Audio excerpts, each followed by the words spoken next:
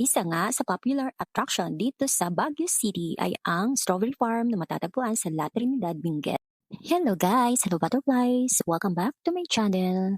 Papunta nga tayo sa strawberry farm today at habang nasa biyahe nga kami, napansin namin yung makukulay na elevated houses na isa din sa tourist attraction dito sa Baguio City.